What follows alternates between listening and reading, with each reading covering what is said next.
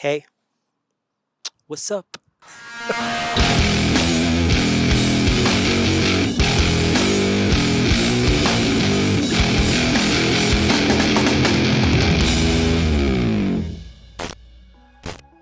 What is up, underdogs? It's me, your boy Eric, and welcome back to yet another 370Z video. And no, we're not doing any mods today. It's kind of a show and tell. This is just another excuse for me to use a different audio gear. You know, one of those reusable lint remover. Yeah, I'm using that one right now, like a microphone. There has been a plethora, is that the word? Is that how you pronounce it? Plethora of videos out there about, daily driving their Z and modifying them into, oops, off the frame, and putting them so much money, and at the end of the day, it's just not as reliable as you think. This is technically my year one version of the Z, because I actually started modifying the Z back in April 2020 when I actually started this channel. So first of all, I've probably put like close to 20,000 kilometers on this bad boy since 2019. I only daily drive it when the weather's nice. It's fall already, actually, so I'm kind of retiring this like pretty soon. So I'm just doing a quick year one version review of what I've done so far in the car. I haven't done really anything like cosmetically drastic to the car, nor the power plant. Actually, you can say it's basically stock. Let's go with the cosmetic, because you see what you see, okay? This is a custom headlight. I've done a few LED replacement here and there. I even blacked out the housing and, added a halo for a fraction of a price, which I am kind of regretting. So yes, I will be doing a V2 of these headlights. If you're interested, go ahead. Click subscribe right now. And if you go to the very back of the car, I would say I made some custom taillights. It's nothing really fancy. It's just more like a LED replacement. I added some honeycomb vinyl, and I tinted the taillights, and I also smoked out or tinted, the remaining lights, like the fog light, third and fourth brake light. It's one of those easy mods, I also replaced the license plate light to LED. Now, instead of having amber color, it's now white.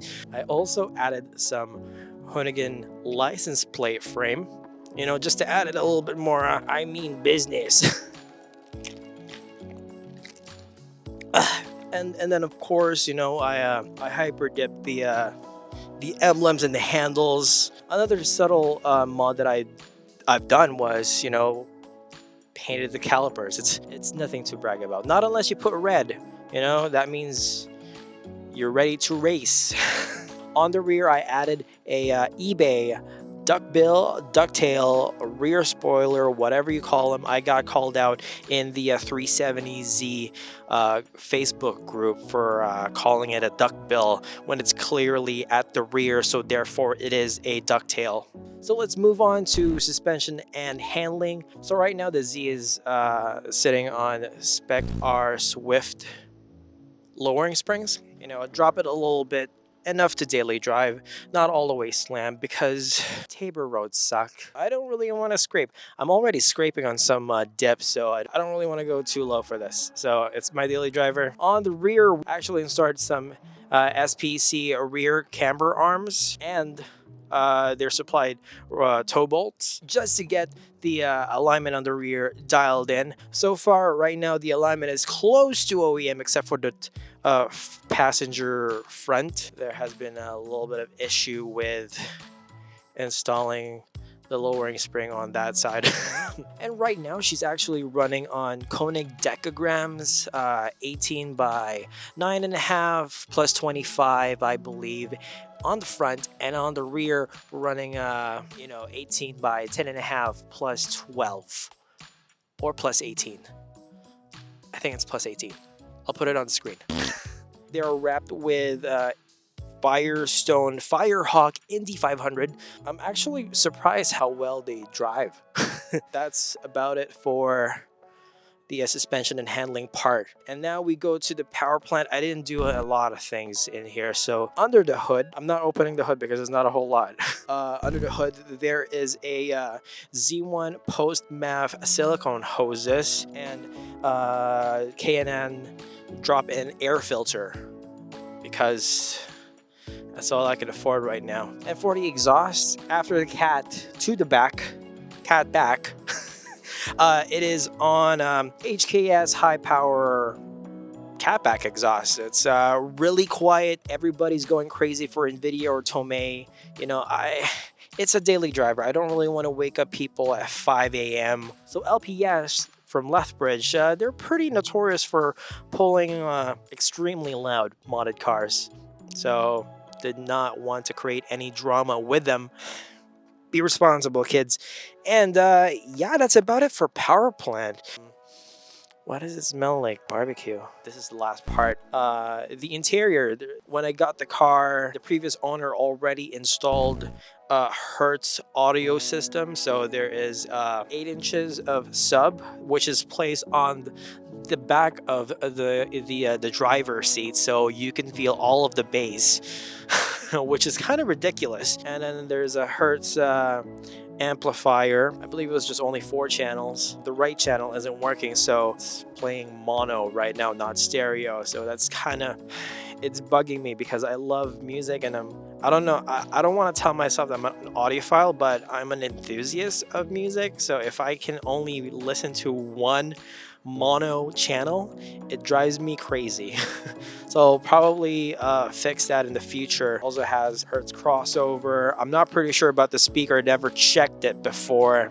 Maybe next year or 2 years. It's nothing. It's not a big deal, honestly, because when I got this, the right hand side was the only thing that was working. And on the head unit, we are actually running Sony XAVA X3000, and I hooked up a rear view camera because right now with the ducktail installed, I only have like 60% visibility on the rear. Technically, I installed the rear view camera first and then the ducktail. I replaced the OEM shift knob. It's honestly, I don't know how to feel about it. It's a Z1 powder coated aluminum classic shift knob. It's very light. There's no weight to it, so you can feel everything in the transmission. I also added a Brid, or I don't know if you want to call it Bride shift boot. I got it from Amazon. So yeah, and I added a red GTR push start button to, you know, just give it a little shy of 20 horsepower. As a joke, of course, doy. And I also added a Broadway convex big mirror, just to get more visibility, because there's no visibility inside.